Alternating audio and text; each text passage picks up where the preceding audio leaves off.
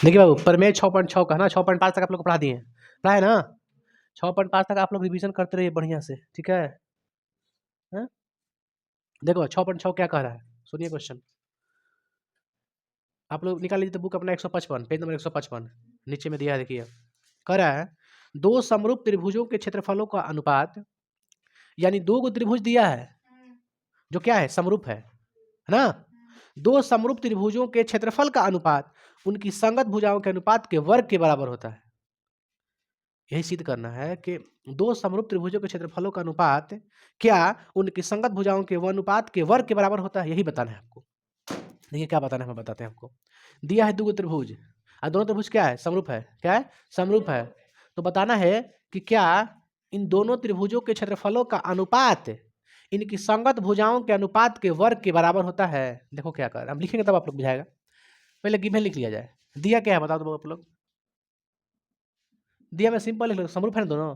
तो लिखिए त्रिभुज ए बी सी समरूप त्रिभुज, जिसमें क्या है, ए एम लंब, ए एम लंब बी सी और पी एन लंब क्यू आर। ये रचना किए हैं, क्या किए हैं, रचना। देखिए रचना में क्या है बाबरे, रचना में क्या है, तो कहिए ए एम जो है ना लंब है किस पे, तो हम देखिए ए एम लंब का उल्टा टी किस पे लंब है, उला किस पे लंब है, पी एन क्यू आर। सीधे क्या करना है बताना है आपको, सिद्ध करना है कि इन दोनों त्रिभुजों के क्षेत्रफलों का अनुपात। देखो इस त्रिभुज का क्षेत्रफल एरिया, ए आर से क्या होगा, एरिया, एरिया माने क्षेत्रफल, एरिया त्रिभुज ए बी, एरिया त्रिभुज ए बी सी मतलब त्रिभुज ए बी सी का क्षेत्रफल, त्रिभुज ए बी सी का क्षेत्रफल। हम लोग हिंदी में नहीं लिखेंगे आपके, त्रिभुज ए बी सी का क्षेत्रफल हम ऐसे लिख देंगे। अगर एरिया त्रिभुज ए बी सी, इसका मतलब क्या है, क्षेत्रफल, ए बी सी के क्षेत्रफल, है ना। फिर एरिया त्रिभुज पी क्यू आर का क्षेत्रफल हो गया ना। देखिए इन दोनों त्रिभुजों के क्षेत्रफलों का अनुपात, देखिए इन दोनों त्रिभुजों के क्षेत्रफलों का अनुपात, अनुपात मतलब फ्रैक्शनल, फ्रैक्शनल ना होता है भिन्न में, तो भिन्न कर दोनों का अनुपात इनकी संगत भुजा, बताइए संगत भुजा क्या है, ए बी बटा पी क्यू बराबर बी सी बटा क्यू आर बराबर ए सी बटा पी आर। क्या कह रहा है कि इन दोनों त्रिभुजों के क्षेत्रफलों का अनुपात उसकी संगत भुजाओं के वर्ग के, संगत भुजाओं के वर्ग के, बस में है। तो अच्छा इसको हम स्क्वायर ना करके हम ऐसे कर देंगे, देखिए तो इनकी संगत भुजाओं के, दोनों का स्क्वायर है ना, इनकी संगत भुजाओं के वर्ग के बराबर होता है। इनकी संगत भुजाओं के वर्ग माने स्क्वायर, वर्ग के बराबर होता है। तो जब इसका स्क्वायर है माने सब सब संगत भुजा का स्क्वायर है ना। आप इस नियम को याद भी कर लीजिएगा, है ना, कि जब दो त्रिभुज समरूप दिया रहे तो उसकी जो क्षेत्रफल का जो अनुपात होगा उनकी संगत भुजाओं के वर्ग के, संगत भुजा है उसकी वर्ग के क्या होते हैं, बराबर होता है। ये नियम भी है एक तरह से, इसी को सिद्ध करना। अच्छा बताओ, अगर हम मान के चलो इतना बराबर खाली हम ई वाला ला देते हैं सिद्ध करके, इतना बराबर खाली हई ला देते हैं सिद्ध करके, तो क्या हम ये नहीं कह सकते हैं कि इतना बराबर हई हई हई तीनों, क्योंकि हई को जब सिद्ध हो गया, एक आ गया बराबर में ई वाला, तो ई बराबर है इसका, ई बराबर है इसका, तीनों तीनों हो जाएगा। तो हम किसी एक को कर देंगे बराबर, स्क्वायर कर देंगे, बाकी सबका इसी लिख देंगे। तो हम लोग चले बाबू कि ए बटा पी क्यू का स्क्वायर हमको लाना है, इतना बराबर लाना है हमको ये वाला, है ना। अच्छा चलिए प्रमाण लिखते हैं। बाबू एक चीज हमको बताइए पहले कि दोनों त्रिभुज क्या है, समरूप है। दोनों त्रिभुज क्या है, कौन कौन, त्रिभुज समरूप त्रिभुज। जब दोनों त्रिभुज समरूप है तो इसका मतलब क्या है, इसकी संगत भुजाएं समानुपाती होती है ना, पर पीछे से पढ़ते आ रहे हैं, यानी ए बी बटा बराबर बी सी बटा बराबर, अच्छा ए सी बटा पी आर। इसकी संगत कोण भी बराबर होती है, यानी कोण बी बराबर कोण क्यू, कोण सी बराबर कोण आर, कोण ए बराबर कोण पी, यही ना होगा जी, कोण बी बराबर कोण क्यू। तो हमको जो जरूरत है वैसे उसी को लिखते हैं, ठीक ना। खैर आप लोग समझ जाइएगा, कोण बी बराबर कोण क्यू, जरूरत के हिसाब से समीकरण हम मान देंगे बाद में, ठीक है। जब जरूरत पड़ेगा तो हम समीकरण बोल देंगे खुद देखे समीकरण, इसको ये मानिए उसको वो मानिए। हमको हालांकि सब बराबर है, लिए हैं कुछ रीजन से, हमको सिर्फ ए बी बटा पी क्यू स्क्वायर करना है ना, इसलिए हम इसी में लिए हैं बी खाली। हम उस साइड से नहीं लिए बी बराबर सी बराबर आर, इसको भी ले सकती है आप, कोई दिक्कत नहीं है। खैर जितना काम उतना ही लेंगे हम, आगे बढ़ते हैं बाबू। देखिए हमको निकालना है एरिया त्रिभुज एबीसी, एरिया त्रिभुज पी क्यू आर, ठीक है।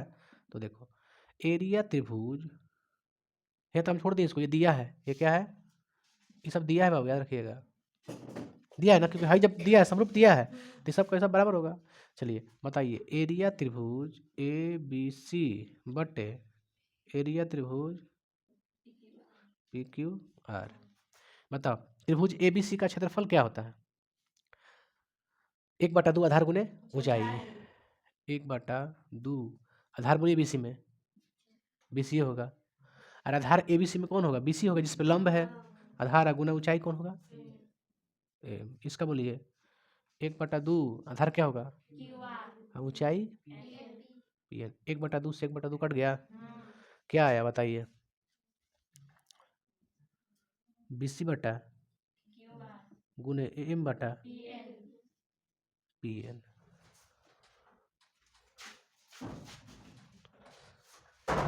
देखिए बी सी बटा क्यू आर इंटू एम बटा पी एन, बी सी बटा क्यू आर गुना एम बटा पी एन, हुआ ना यहाँ तक? बाबू रे अगर दोनों को गुना कर दीजिए, दोनों को गुना कर दीजिए, स्क्वायर में कोई भी आता है ना तो हो जाएगा, गुना हो जाएगा क्या दोनों? बी सी गुना हो जाएगा, ये नहीं होगा, स्क्वायर में नहीं आएगा, एक का जैसा रहता दोनों ना, या तो फिर बी सी बटा क्यू आर यहाँ पे है ना, यहाँ पे भी रहता ना बी सी बटा क्यू आर, तो हो जाता गुना, बी सी स्क्वायर बटा में क्यू आर स्क्वायर, नहीं होता। तो हम दोनों का पैटर्न चेंज करना, हमको सिद्ध करना है, पहले ई लाना है शुरू वाला, आप कोई भी लाइए आपके पास अगर दिमाग है तो, हम जो ला रहे हैं वही सीखिए सिर्फ। ए बी बटा पी क्यू को होल स्क्वायर लाना है, तो बताइए कैसे आएगा? अच्छा हम बी सी बटा क्यू आर के स्थान पे ए बी बटा पी क्यू लिख सकते हैं, हम बी सी बटा क्यू आर के स्थान पर ए बी बटा पी क्यू लिख सकते हैं, क्योंकि तीनों तो बराबर है यार, सब तो बराबर है, तो हम इसके स्थान पर ये भी लिख सकते हैं, क्या फर्क पड़ता है? तो लेकिन हमको ये लिखना है, बी सी बटा क्यू आर ए बी बटा पी क्यू लिखेंगे। देखिए अच्छा अब बता बाबू, जरूरत पड़ा ना, पड़ा कि ना जरूरत?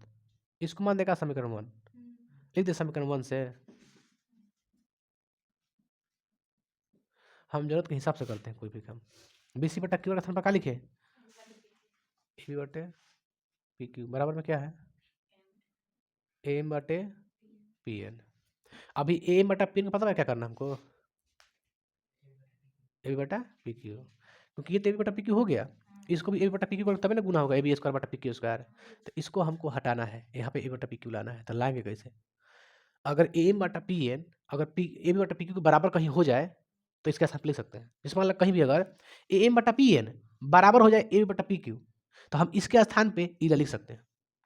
कहीं मान लीजिए कहीं सिद्ध किए हमारा आगे कहीं एम बटा पी एन बराबर है ए बी बटा पी क्यू की, तो इसका मानवा उठा के है, दोनों में से दोनों बराबर है ना, तो ये उठा के मानवा इसको जब रख देंगे, क्योंकि बराबर है, रख देंगे। तो हमको पहले ई वाला बराबर लाना है कहीं, तब इस पे ला के मान रख देंगे ना, समझ रहे ना? हमको क्या लाना है? एम बटा पी के स्थान पर ए बटा पी क्यू करना है, तो सबसे पहले हमको ये दोनों को बराबर करना पड़ेगा। सुनिए ए एम बटा पी एन बराबर ए बटा पी क्यू लाना है हमको, ए बटा पी क्यू, देखिए जैसे है नहीं बराबर, जैसे है गुना में ना, इसी को बराबर में लाना है, तब वहाँ सामान उठा के यहाँ पे रख देंगे, तो इसी को बराबर में लाना हमको, ठीक है। तो अब देखो ये कहाँ है, कैसे आएगा? तो बराबर कब आएगा? ए बटा पी क्यू बराबर एम बटा पी एन, देखिए एम बटा पी एन ये है, लंबवत ऊंचाई है, और जो ए बटा पी क्यू है इसमें है, देखो ए बटा पी क्यू, यानी ई वाला भुजा ई वाला भुजा कर रहा है ना, तो ई त्रिभुज में है, त्रिभुज इसको मैं छोटा वाला मानी त्रिभुज, इसको एक इसको दो त्रिभुज, है ना, ए बी एम तथा पी क्यू एन में चल दिया जाए, चले हम लोग, चलो चूंकि त्रिभुज ए बी एम तथा त्रिभुज पी क्यू एन, पता है क्या है, इसको समरूप कर रहे हैं, अगर समरूप कर देंगे ना तो उसकी संगत भुजाएं समानुपाती होती है, अगर समरूप दोनों त्रिभुज कर देंगे तो इसकी संगत भुजाएं क्या हो जाती है? समानुपाती हो जाती है, आप भी जानते हैं, इससे समरूप कर रहे हैं। देखो त्रिभुज ए बी एम तथा त्रिभुज पी क्यू एन में, बताइए क्या लिखे? देखा तो दो कोण बराबर है क्या? एक 90 डिग्री वाला है ना, 90 डिग्री वाला, तो इसका नाम पूरा कैसे लिखे? ए एम बी बराबर पी एन क्यू, कितना से आता है जी? 90 डिग्री है। एक और कोण मिल रहा है, कोण बी बराबर कोण क्यू, आप जानते हैं क्यू कैसे है? पता है आपको ये कैसे है? कोण बी बराबर कोण क्यू, कोण बी बराबर कोण क्यू कैसे आया है? दिया है ना, क्यों दिया है?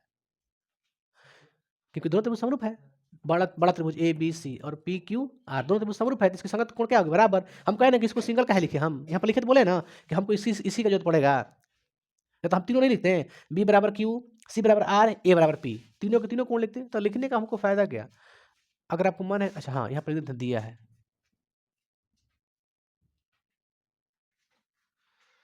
बताइए त्रिभुज दोनों हो गया समरूप है, कौन ले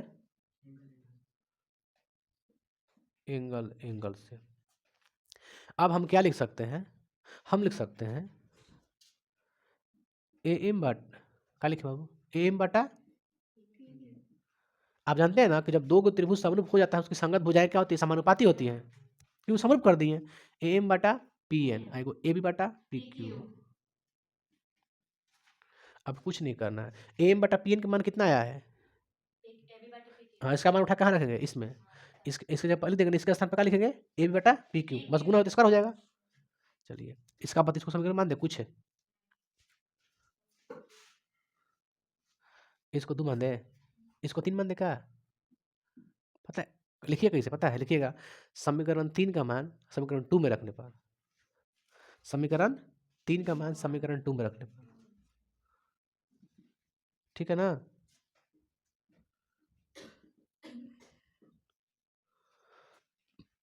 चलो यहाँ पे तो ऊपर, चूंकि समीकरण 3 का मान 2 में रखने पर हो गया, रखिए उठा के, तो कितना हो जाएगा, ए बी बटा पी क्यू गुना ए बटा पी क्यू, गुना करो क्या हो जाएगा, ए बी स्क्वायर बटा, दोनों में स्क्वायर थे, होल स्क्वायर कर दें, कैसे, ब्रैकेट में स्क्वायर, यानी देखिए क्या आया आपका, आपको मालूम है क्या आया आपका, है देखिए त्रिभुज एरिया त्रिभुज ए बी सी बटा एरिया त्रिभुज पी क्यू बार बराबर कितना आया है, ए बी स्क्वायर बटा में पी क्यू के स्क्वायर आया ना, यहाँ पे देख ही देते हैं, एरिया त्रिभुज ए बी सी बटा एरिया त्रिभुज पी क्यू आर, इसका मान कितना है, अभी देखो बना रहे थे ना, इसका मान यहाँ पे इतना है, यहाँ पे भी लिख दिया कीजिए आप, एरिया त्रिभुज ए बी सी बटा एरिया त्रिभुज पी क्यू आर, इतना आ गया मान, यहाँ पर वही लिखना है, एरिया त्रिभुज ए बी सी बटा इतना मान हो गया ना। चलिए इसका मान बताओ कितना है,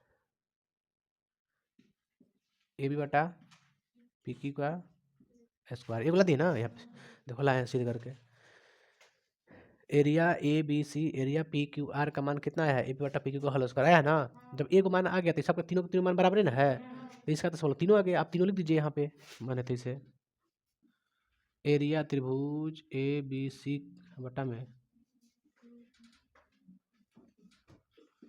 ए बी बटा पी क्यू के होल स्क्वायर बटा बी सी बटा बराबर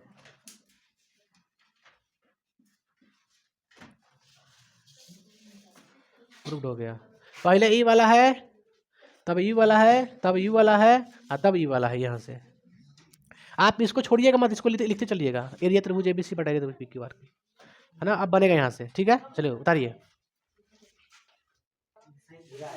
सुनिए बाबू रे सांद्रो, क्या हो गया,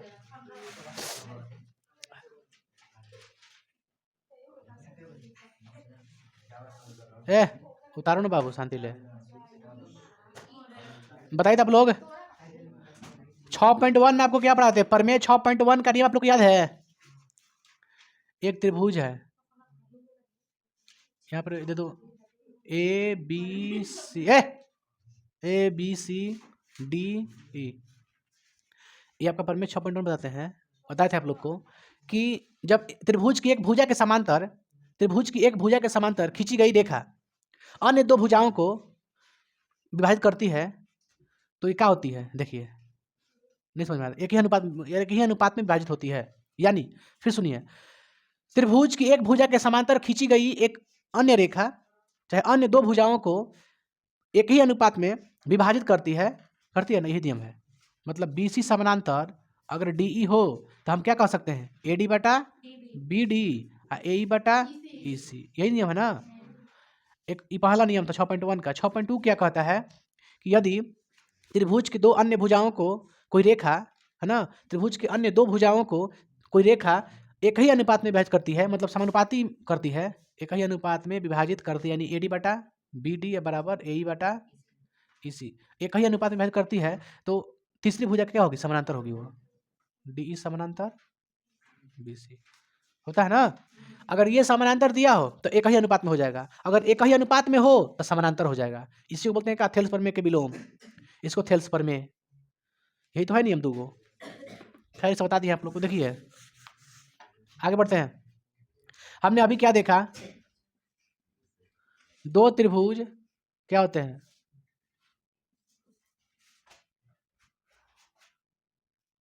दो त्रिभुज, दो त्रिभुज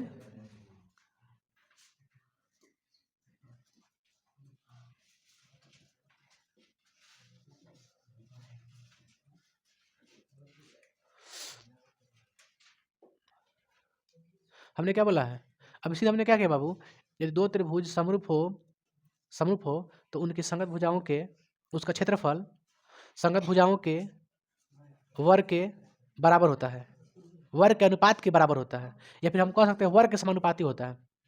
तो अभी हमने क्या लिखा, दो त्रिभुजों, यदि दो त्रिभुज समरूप हो तो उनकी त्रिभुजों का क्षेत्रफल, क्या बोले बाबू, फिर सुनिए, दो त्रिभुज समरूप हो तो उनकी त्रिभुजों के, उनकी त्रिभुजों के क्षेत्रफल का अनुपात, पहला बताइए। हमने क्या बोला, अगर देखिए ये कब लगता है, जब दो त्रिभुज समरूप हो तब, जब दो त्रिभुज समरूप हो तो उनके त्रिभुजों के क्षेत्रफलों का अनुपात। फिर से बोल रहे, दो त्रिभुज समरूप होते हैं तो उनकी तो उनकी त्रिभुजों के क्षेत्रफलों का अनुपात क्या होता है, बताइए। त्रिभुजों के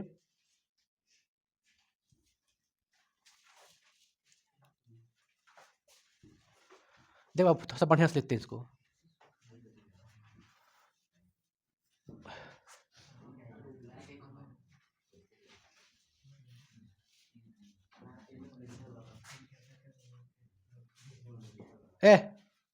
खाली के आप लोग तो बात खाली कर रहे हैं बाबू। दो समरूप त्रिभुज के क्षेत्रफल का अनुपात क्या होता है, तो कहिएगा उसकी संगत भुजा के वर्ग समानुपाती होता है, चाहे अनुपात के बराबर होता है, अनुपात के बराबर चाहे समानुपाती होता है ना। जैसे कहने का मतलब है, मान लीजिए कोई त्रिभुज है, यहाँ पे कोई त्रिभुज है ABC, एक और त्रिभुज है PQR, है ना। तो इसका कहने का मतलब ये है कि अगर त्रिभुज ABC का क्षेत्रफल बट्टा त्रिभुज PQR का क्षेत्रफल, उनकी देखिए त्रिभुज क्षेत्रफलों का अनुपात उनकी संगत भुजा के, चाहे संगत भुजाओं के वर्ग, संगत भुजा कौन है, AB बटा PQ के वर्ग के बराबर होता है, माने सब के, BC बटा QR के स्क्वायर बराबर AC बटा PR के स्क्वायर। एक और है, दो समरूप त्रिभुज क्षेत्रफलों का अनुपात, यदि दो त्रिभुज समरूप हो तो उनकी क्षेत्रफलों का अनुपात, उन त्रिभुजों के क्षेत्रफल का अनुपात क्या होगा बताइए, तो उनकी संगत ऊंचाई के वर्ग के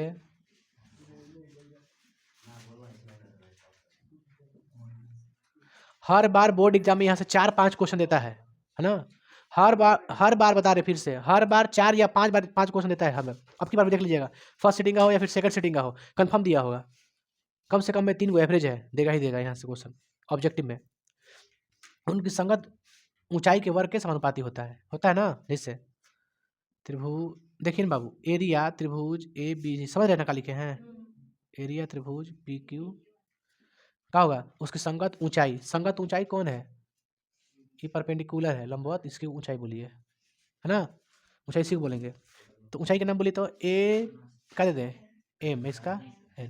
बताइए उसकी संगत ऊंचाई के वर्ग क्या होता है, समानुपाती, उसकी संगत ऊंचाई कौन है, बट्टा में ऐसे क्या होता है, वर्ग के समानुपाती, हो गया। बस मैंने कुछ लिखे हैं क्या लिखे हैं, एरिया त्रिभुज ABC, एरिया त्रिभुज PQR, ठीक है। ये क्या होता है, तो उसकी संगत भुजाओं के संगत भुजा के क्या होता है, संगत ऊंचाई के वर्ग के समानुपाती होता है। उसकी संगत ऊंचाई के वर्ग के समानुपाती होता है। देखिए इसको ऐसे लिख देते हैं, ऊंचाई बट्टे ऊंचाई है ना, इसके वर्ग का क्या होगा, समानुपाती। त्रिभुज का जो क्षेत्रफल होगा ऊंचाई का क्या होगा, समानुपाती। ऊंचाई दिया हो या फिर माध्यिका दिया हो, क्या दिया हो, माध्यिका किसे कहते हैं पता है ना, किसे कहते हैं, हाँ, सिर से खींची गई रेखा, सिर से खींची गई रेखा जिस रेखा को प्रतिच्छेद करती है उसको दो बराबर भागों में बांटती है उसे कहते हैं माध्यिका, है ना। जिस भुजा को समद्विभाजित करती है उसे कहते हैं कुछ माध्यिका। तो माध्यिका बीच है ना, इस रेखा का करती है दो बराबर भागों में बांट देती है, बांटती है ना। हालांकि वृत्त नहीं पढ़ते हम लोग, फिर भी हम वृत्त के बारे में बता दे रहे हैं आप लोग को कि त्रिज्या का स्क्वायर, त्रिज्या बटा क्या होता है, तो त्रिज्या के वर्ग के समानुपाती होता है। कौन सी, वृत्तों का क्षेत्रफलों का अनुपात। हम इसका ये नहीं है, लेकिन ये भी पूछता है, दे देगा इसे कि दो वृत्त समरूप है, दो वृत्त समरूप है, चाहे समरूप न भी दे, देता है कि दो वृत्तों की त्रिज्याएं, दो वृत्तों की त्रिज्याएं 6:8 है, दो वृत्तों की त्रिज्याएं 6:8 है, तो उसकी उसके क्षेत्रफलों का अनुपात क्या होगा। हमने क्या बोला कि दो वृत्त है, उसकी त्रिज्या कितना दिया है, 6:8। जिनकी त्रिज्याएं दो वृत्त है जिनकी त्रिज्याएं क्या है, 6:8। ये पहला ही दूसरा त्रिज्या है, 6:8 दिया है। बोलेगा उनकी वृत्तों के क्षेत्रफलों का अनुपात क्या होगा। तो आप बताइए हमने क्या यहाँ पर क्या लिखा है, यहाँ पर देखिए कि हमने त्रिभुज के बारे में लिखा है, लेकिन त्रिभुज के अकॉर्डिंग ये भी आ जाता है, उसी के अनुसार आ जाता है। लेकिन यहाँ पर क्या लिखिएगा, एरिया वृत्त का क्षेत्रफल, वृत्त का क्षेत्रफल बटा वृत्त का क्षेत्रफल क्या होता है, तो त्रिज्या का स्क्वायर होता है। क्या त्रिज्या का स्क्वायर, 6×4 = 36, 8×8 = 64। छोड़िए भाड़ में जाए, लास्ट में बताएंगे इसको। देखो हम जो बता रहे हैं सुनिए, देखिएगा हम बता रहे हैं। हमने बोला बाबू कि त्रिभुज का अगर दो गो त्रिभुज दिया हो, चलिए इसी पर हम बताते रहे सब क्वेश्चन।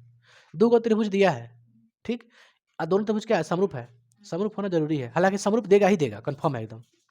दोनों त्रिभुज क्या है, समरूप है। ये दोनों त्रिभुज क्या है, समरूप। कह रहा है कि इसकी भुजा दिया है 6, इसकी भुजा दिया है मान लीजिए 4, और इसकी भुजा दिया है 8। क्या दिया है, 8, 4/8, चाहे 4/5 मान लो ना यार, क्या फर्क पड़ता है, 4/5।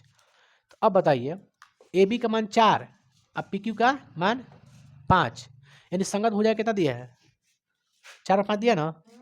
तो बताइए इन दोनों त्रिभुज क्षेत्रफल का होगा, क्षेत्रफल का अनुपात क्या होगा, बताइए। इन दे दिए है मान, हम बोल देंगे त्रिभुज ए बी सी का क्षेत्रफल, त्रिभुज पी क्यू का क्षेत्रफल का अनुपात क्या होगा, 16/25, 16:25, है ना। नियम क्या कहता है कि त्रिभुज ए बी सी का क्षेत्रफल बटा त्रिभुज पी क्यू का क्षेत्रफल क्या होता है, तो भुजाओं के वर्ग के बराबर होता है, भुजाओं के वर्ग के समानुपाती होता है। तो जब भी क्षेत्रफल पूछे, जब भी क्षेत्रफल पूछे तो क्या कर देना है, स्क्वायर, चर्चा को 16, 50, 25, ठीक है। जब भी क्षेत्रफल पूछे तो क्या करना है, स्क्वायर। हम दे दिए माध्यिका 4, माध्यिका इस माध्यिका दे दिए 6।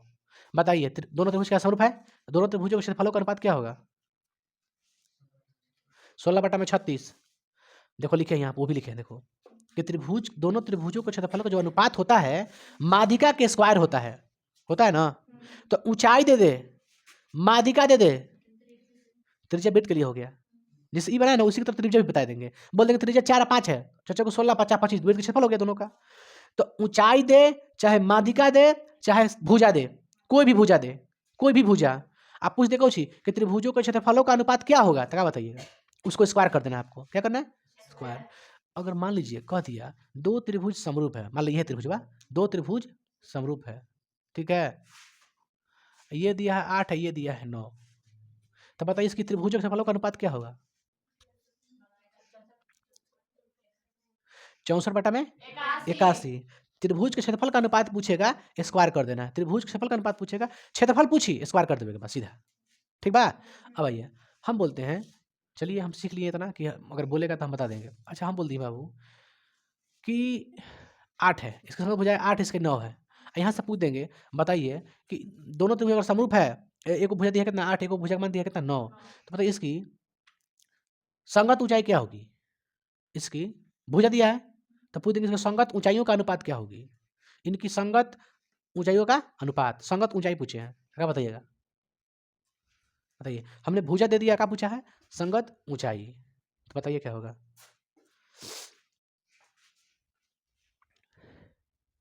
मालूम चलता है? 8:9 होगा, 8/9 होगा, है ना? भुजा दे दिया है, हमने क्या पूछा कि संगत ऊंचाई का अनुपात क्या होगा? संगत ऊंचाई क्या होगा? तो 8:9 होगा, 8:9 होगा। माने जो भुजा दिया है वही क्या हो जाएगा? ऊंचाई। इसमें कुछ चेंज करना है? कुछ ना चेंज करना है। हम कहते हैं कि ऊंचाई है 10, ये ऊंचाई है 9, कितना है? 9। बताइए कि संगत भुजाओं का अनुपात क्या होगा? 10/9। वहाँ अनुपात में देता है आंसर इससे, ठीक है? इसी को ना बट्टा में लिखते हैं, 10:9। तो कुछ भी दे दे, ये भुजा दे दे मान, ये भुजा का मान 6, 8, आप पूछ दे किसकी माध्यिका की ऊंचाई क्या होगी? 6, 8 हंस देता है। एग्जाम में क्वेश्चन कैसे पूछता है? देखो पूछता कैसे, दो त्रिभुज है जो क्या समरूप है, उनकी भुजाएं 10:8 है, तो इनकी संगत ऊंचाई का अनुपात क्या होगी? 10:8। नो चेंज, यही कह देगा कि भुजाएं यही है, दो त्रिभुज है जिसकी क्षेत्रफलों का अनुपात निकालना है। फिर सुनिए, दो त्रिभुज समरूप है, उनकी भुजा, अरे बाबू तो बात क्या करता है रे भाई? दो त्रिभुज है, उसकी संगत भुजा कितना दिया? 10:8। तो यहाँ पर पूछेगा उसकी क्षेत्रफलों का अनुपात क्या होगा? 100:64। 10 में 100 8 64 100 अनुपात। क्षेत्रफल जब भी पूछ कुछ दे देवे, क्षेत्रफल पूछ दी तो क्या बताइएगा? स्क्वायर कर दीजिएगा। सॉरी दे दे परिमाप है कि उसकी जो दो त्रिभुज क्या है समरूप है, उनकी परिमापों का अनुपात 10:8 है, तो उनके क्षेत्रफलों का अनुपात क्या होगा? 100:64। कुछ भी दे, हमने फिर बाद में फिर से बोल रहे हैं, परिमाप दे, भुजा दे, ऊंचाई दे, कुछ भी दे, खुद उसके क्षेत्रफलों का अनुपात क्या होगा? तो क्षेत्रफल होगा, तो क्षेत्रफल कौची में आता है? स्क्वायर में आता है, स्क्वायर कर दीजिएगा। नहीं करना है, कर देगा ना? चलिए यहाँ तक तो आप लोग सीख गए। अब देखिए क्या पूछता है एग्जाम में। अब यही क्वेश्चन घुमा के पूछता है। पूछता क्या है कि दो त्रिभुज समरूप है, क्या है? समरूप है। इसका क्षेत्रफल है 81, इसका क्षेत्रफल है 100। दो त्रिभुज क्या है? समरूप है ना? दो त्रिभुज क्या है? समरूप है। उनके क्षेत्रफलों का अनुपात 81 अनुपात कितना है? 100 है। तो पूछेगा इसकी संगत भुजाओं का अनुपात बताइए। 9/10 है, 9:10 है ना? जब भी क्षेत्रफल दे के भुजा पूछे, परिमाप पूछे, ऊंचाई पूछे, भुजा पूछे, कुछ भी पूछे, क्षेत्रफल दे के, तो क्या करना है? वर्गमूल निकालना है। क्या निकालना है? वर्गमूल। कुछ समझ में आया बात है? यानी भुजा दे के क्षेत्रफल पूछे तो स्क्वायर कर देना है। भुजा दे देवे, आप पूछे का क्षेत्रफल क्या होगा तो स्क्वायर बताइएगा। क्षेत्रफल दे के कुछ भी पूछ देगा, कीजिएगा वर्गमूल निकालिएगा। सीधा तरीका आप लोग को बता दिए। अब देखिए यही चीज लागू होता पता है किसमें? वृत्त में। इसलिए वृत्त का भी लिख दिए, है ना? हालांकि हमको लिखना नहीं था लेकिन लिख दिए। क्या करता है वृत्त में? देखता है ना कि दो वृत्तों के त्रिज्याओं का अनुपात, दो वृत्त है जिसकी त्रिज्या कितना है? 81:100 है। सपोज कीजिए 2:3 है। क्या बोले हैं? दो वृत्त है जिनकी त्रिज्याओं का अनुपात क्या है? 2 ये त्रिज्याएं हैं। आप पूछेगा क्षेत्रफल क्या होगा? इसका क्षेत्रफल का अनुपात क्या होगा? 4/9। 4 अनुपात में देगा, कोई बटा में नहीं देगा। 4:9, 2 3 4 3 9। तो बिट्टू में लागू होता है कि ना? तो बिट्टू को देता है। दे देगा वृत्त का क्षेत्रफल, यही दे देगा कि क्षेत्रफल है ना, दे देगा आपका 81:100। अब पूछेगा इसकी त्रिज्याओं का अनुपात क्या हो? 9:10। परिधि भी देता है, परिधि दे के पूछ लेता है कभी कभी। परिधि का त्रिज्या पूछ देता है, उस बात बताएंगे वृत्त के बारे में। जो त्रिज्या सिखा रहे हैं वो सीखिए, है ना? समझ में आ रहा है क्या सिखा रहे हैं ना? भारी है? नहीं है? हम दे देंगे बाबू रे, इसका है 25, इसका है 36। दो त्रिभुज समरूप है, समरूप होना जरूरी है ना? तभी लागू होगा। दो त्रिभुज समरूप है और उसके क्षेत्रफलों का अनुपात 25:36 है, तो उसकी माध्यिकाओं का अनुपात क्या होगा? 6, है ना? ये बन जाएगा ना क्वेश्चन जितना आएगा ऑब्जेक्टिव में। और क्या होता है? और बाबू जितना हमको लिखना था यहाँ पे हम लिख दिए हैं, जो हमको लिखना था। ठीक है, आगे अब हम कल ही बताएंगे। इसको उतार लीजिए बढ़िया से।